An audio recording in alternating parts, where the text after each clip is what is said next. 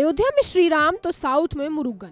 लोकसभा चुनाव में बीजेपी को काउंटर करने के लिए डीएमके ने बनाया बड़ा प्लान। लोकसभा चुनाव से पहले बीजेपी कहीं ना कहीं अयोध्या में बने राम मंदिर को मुद्दा बनाकर भुनाने की कोशिश कर रही है। इसका असर कश्मीर से लेकर कन्याकुमारी तक दिखने वाला है। हालांकि तमिलनाडु की सत्तारूढ़ पार्टी डीएमके ने भी इसकी काट ढूंढना शुरू कर दिया है। अब तमिलनाडु सरकार भगवान मुरुगन की शरण में पहुंच गई है। डीएमके सरकार तमिल भगवान के तौर पर जाने जाने वाले भगवान मुरुगन को लेकर अंतर्राष्ट्रीय सम्मेलन करने वाली है।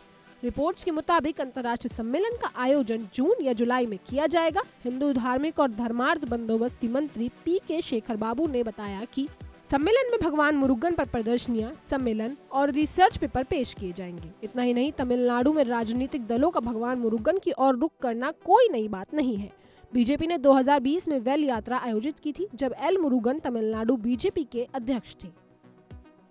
वहीं तमिलनाडु में हो रही मंदिर पॉलिटिक्स को लेकर सबसे ज्यादा हैरानी वाली बात यह है कि डीएमके कहीं न कहीं नास्तिक विचारधारा को मानती है। हालांकि पार्टी के नेताओं को मंदिरों या मस्जिदों में जाने से रोका नहीं जाता है।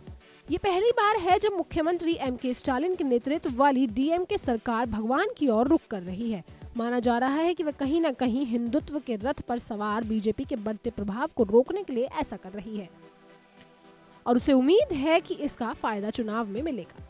वहीं आपको बताते हैं, बीजेपी ने डीएमके के फैसले को लेकर उसकी आलोचना की है। बीजेपी के राज्य सचिव आर शिवासन ने कहा, सबसे पहले डीएमके केंद्र सरकार की योजनाओं की नकल की और उन पर अपने नाम के स्टिकर्स लगा लिए। अब वे हमारी विचारधारा और राजनीति की नकल कर रहे हैं। श्रीनिवासन ने कहा, भगवान मुरुगन को सिर्फ तमिलनाडु तक ही सीमित नहीं रखा जा सकता, क्योंकि उनकी पूजा पूरे देश में की जाती है। लोग ऐसी चालों में नहीं फंसेंगे।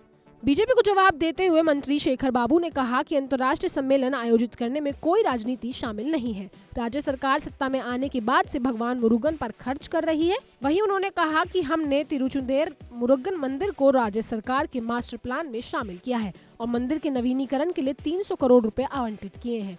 हमने पलानी मुरुगन मंदिर के नवीनीकरण के लिए भी 100 करोड़ रुपए आवंटित किए हैं।